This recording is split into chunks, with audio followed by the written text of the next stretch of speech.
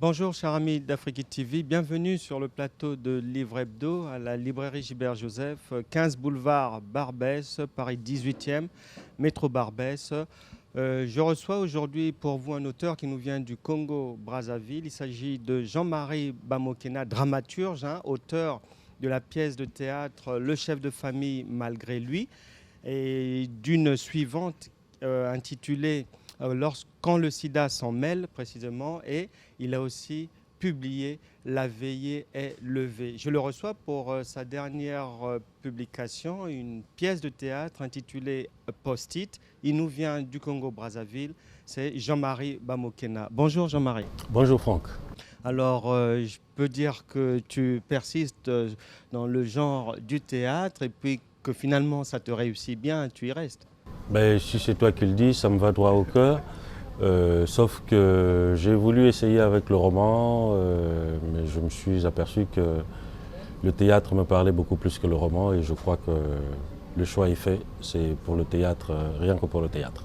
Donc, je précise que tu viens donc de publier aux éditions La Doxa, Mhm. une pièce intitulée Post-it. Post-it, vraiment une pièce très intéressante et puis sans en dévoiler vraiment toute la quintessence, on va d'abord parler du personnage de Lévis. Mhm. Donc Lévis, c'est on va dire, le cuisinier Le du cuisinier. ministre Kubanza. Kubanza. Oui. Et il travaille chez son chef, mais pourtant il a des idées et un aperçu pas vraiment positif concernant son supérieur. Ben, mais simplement parce que M. Lévis estime qu'il n'est pas suffisamment Récompensé à sa juste valeur. à sa juste valeur. Déjà, le ministre a grandi chez son père, ils ont grandi ensemble. Et donc, du coup, il a aidé à faire certaines choses pendant les élections dans le pays. Donc, il estime qu'il devrait soit être dans l'armée ou à un poste beaucoup plus juteux, d'autant plus que ceux qui les occupent n'ont pas toujours le profil requis. Il n'y avait pas de raison que le ministre, qui est en même temps son frère, le maintienne à un poste qu'il juge ingrat, qui est celui du cuisinier. Donc on va dire que Lévis se considère comme étant récompensé en monnaie de singe. En monnaie de singe, voilà. Et il n'est pas le seul quand même à avoir quelques pensées négatives sur son patron. Il y a aussi Odette quand même qui a quand même une considération aussi pas très bienveillante en ce qui concerne l'épouse du ministre. Oui, bon, là j'ai voulu travailler un peu sur les rapports quand les épouses des chefs avec les femmes de ménage ou le personnel de maison. Il arrive souvent pour les femmes qu'elles aient des rêves ou des fantasmes comme ça de vouloir être femme du chef à la place de celle qui est là. Ouais. Et du coup, dans ces agissements, la tendance est de vouloir se comparer à elle ou de dévoiler toutes ses fautes ou alors de jouer les mouchardes auprès du chef pour gagner la sympathie et lui faire peut-être des beaux yeux ou des yeux doux. Bon, ça arrive souvent. Ouais. Et elle se verrait aussi à la place de l'épouse du ministre Koudia Kubanza. Mais justement, c'est pour ça que je parle de fantasme, c'est-à-dire que non seulement souvent elles se battent pour gagner la confiance du patron. Ouais. Bon, mais en même temps, en tant que femme, elle se dit, bon, mais pourquoi je n'occuperai pas la place de celle qui est là, d'autant plus qu'elle trompe son mari ou qu'elle ne fait pas suffisamment assez. Bon, certainement qu'elle n'est pas très douée, très performante dans certaines choses, que moi je pourrais peut-être faire mieux. Donc ça trotte comme ça un peu dans la tête de...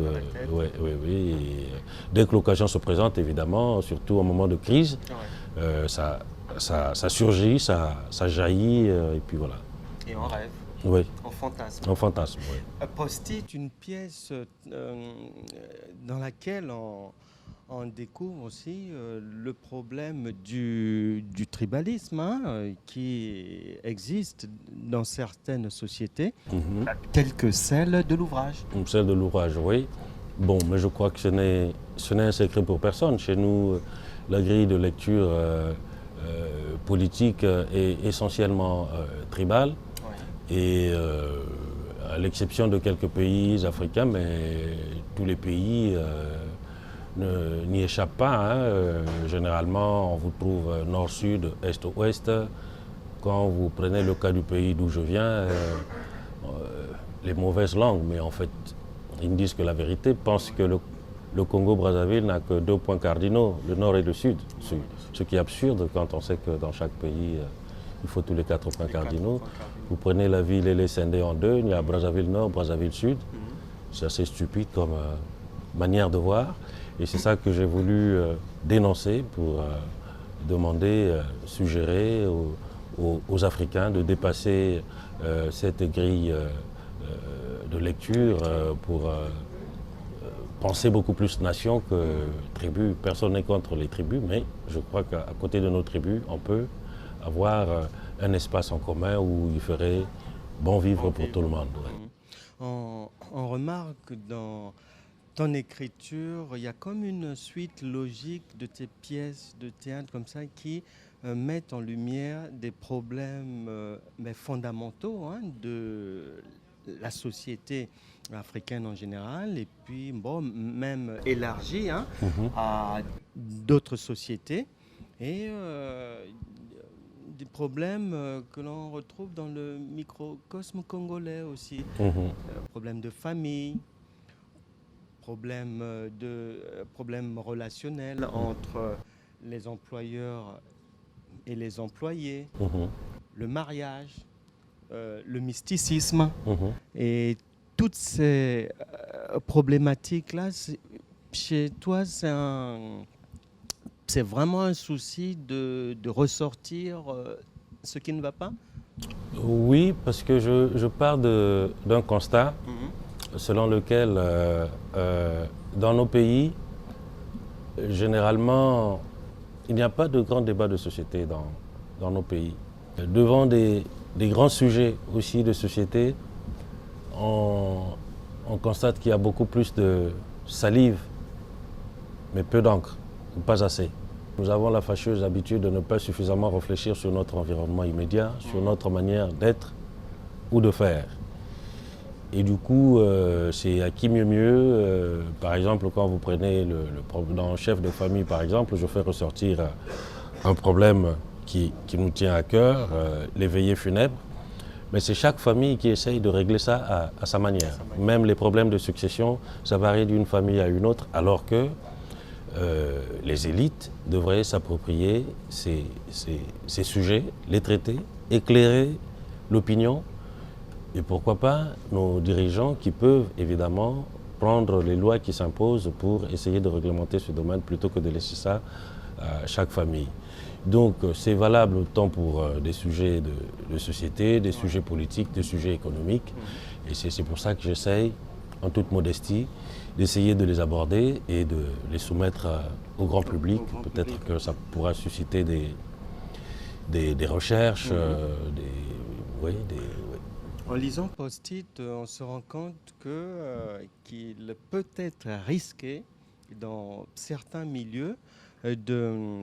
C'est assez risqué lorsque le collaborateur a plus de bagages intellectuels que son supérieur. Ça peut être risqué. Hélas, oui. Bon, je ne pense pas que l'Afrique ait le monopole de ce genre de situation, même ici.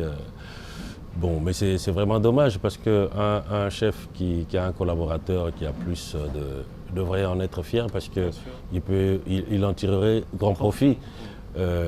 Sinon, si lui-même, le chef, n'est pas à la hauteur et qu'il ait des collaborateurs qui sont moins que lui, je crois que on va droit dans le mur. Personne ne sera là pour dire au chef, bon, mais chef, là, de ce côté-ci, nous n'avons pas regardé, est-ce qu'on ne peut pas faire attention? Malheureusement, ça n'a pas toujours été le cas, donc c'est un sérieux problème quand même. Il y a une réalité étonnante hein, dans Post-it, puisque Koudia Koubanza, le ministre d'État, il est ministre d'État chargé du développement intégral du village natal du président de la République. Étrange quand même. Comme poste à responsabilité. Ben oui, bon, je crois qu'en sillonnant l'Afrique, vous ne trouverez pas un poste comme ça, mais il y a des gens dans les entourages des chefs qui s'approprient un peu des titres farfelus comme ça, mais qui aussi, dans la pratique, voudraient bien s'occuper de ce genre de domaines comme ça. Bon, ça peut faire sourire le chef, bon, mais enfin, ça existe des gens comme ça qui ont la prétention d'être porte-parole, par exemple, du couple présidentiel. Bon, on ne sait pas ce que ça veut dire, mais enfin, il y a des gens qui s'approprient des titres comme ça, et je l'ai eu à tout hasard comme ça. Je crois, bon, je ne vais pas citer, mais ça se passe en Afrique. Je crois qu'il y a un chef d'État qui était sur le point de perdre le pouvoir, donc c'est un chaos au niveau du palais, et entre eux, donc, ils se rentrent dedans. Et celui qui semblait être plus à l'aise pour essayer d'organiser les choses croise un parent du chef qui s'autoproclame porte-parole du couple présidentiel. Bon. Voilà, donc ça existe aussi quand même. Ça peut exister. Ça peut exister, ouais. Et c'est pour ça que nos amis devraient vraiment lire Post-it pour découvrir toutes ces facettes-là que l'on peut retrouver dans certaines sociétés. Et puis il y a des travers, des habitudes qui malheureusement régulent la vie quotidienne dans pas mal d'endroits, quoi. Ouais. Et après Post-it, au programme, je pense qu'il y a autre chose encore qui arrive. Oui, là, à Brazzaville, la troupe est en train de travailler sur une pièce intitulée « Quel pays ?» Là, je traite des questions de notre rapport à la maladie, notre rapport à la santé. Chez nous, la maladie n'est pas que physiologique. Oui. Donc, il y a toujours des esprits qui sont là, qui rôdent, qui peuvent donc... toujours un sorcier quelque part. Toujours un sorcier quelque part. Donc, du coup, quand quelqu'un se croit malade, il commence non pas par l'hôpital, mais il va d'abord voir le féticheur. Le féticheur. Et dans cette pièce, donc, il y a un monsieur qui est acquis à la modernité, qui pense qu'il faut commencer par l'hôpital. Malheureusement, quand il va à l'hôpital, il se rend compte que l'hôpital n'est pas bien organisé non plus. L'accueil est compliqué, c'est froid, c'est distant. Il n'y a pas la convivialité, il y a des obstacles. Et du coup, s'engage un débat entre ce monsieur qui proposait l'hôpital et un de ses amis qui pense qu'on peut concilier les deux. D'autant plus qu'ici, en Europe, il n'est pas rare de voir des aumôniers dans des hôpitaux. Ça veut dire que le spirituel et l'âme et le corps vont de pair, et il ne suffit pas seulement de prescrire des traitements, mais il y a aussi l'âme qu'il faut prendre en ligne de compte, et que nous n'avons rien inventé, ça existait dans toutes les sociétés. Bien sûr, ouais. Bien sûr, bien sûr. Je rappelle donc que Post-it, avant Post-it, il y a eu la publication du chef de famille malgré lui. Ensuite, la veillée levée. Ouais. Suivi de Quand le sida s'en mêle. Et aujourd'hui, tu as publié Post-it. Post-it, ouais. Une publication des éditions La Doxa. La Doxa, oui. Et prochainement poursuivra Quel pays. Oui, oui. Quel pays. Très bien, ben, merci d'être venu à nous, Jean-Marie. Un petit message pour les acteurs de la troupe, pour tous ceux qui t'accompagnent dans ce travail, et puis bien sûr la famille, les amis. Oui, à la troupe Agora, je dis grand merci. Nous sommes engagés dans une aventure depuis bientôt 10 ans. Et nous avons remporté des prix à Cotonou avec Chef de famille malgré lui, La veillée levée, Quand le sida s'en mêle. Là, je parie que Quel pays fera date. Je ne peux que les remercier pour leur engagement, pour leur détermination, parce que nul n'est besoin de rappeler que le théâtre est le parent pauvre de la littérature ou de l'art d'une manière générale, mais qu'avec le peu qu'ils ont tenu 10 ans, ça me touche énormément et je tiens à les remercier. À ma famille Signalons qui me comprend. Agora est la troupe qui met en scène scène mes pièces de théâtre et j'en suis le président en même temps. Je salue également ma famille qui me soutient dans ce que je fais. Ma petite fille qui peut-être va naître dans les heures à venir. Je lui souhaite bienvenue sur cette terre des hommes. Ouais. Et puis voilà, et à toi je dis merci qui prête une oreille attentive quand même à ce que je fais. Merci. Merci pour l'ami qui... Et merci, je n'oublie pas la librairie Gilbert Joseph qui me fait l'honneur, et Julien, oui, de m'avoir offert cette occasion et cet espace. Je vous en suis plus que reconnaissant. Mon plus grand souhait serait que mes pièces soient vendues ici un de ces jours.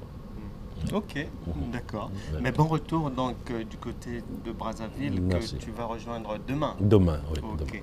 Demain. Et reviens-nous, mais d'ici là, avec donc quel pays? Oui, c'est promis.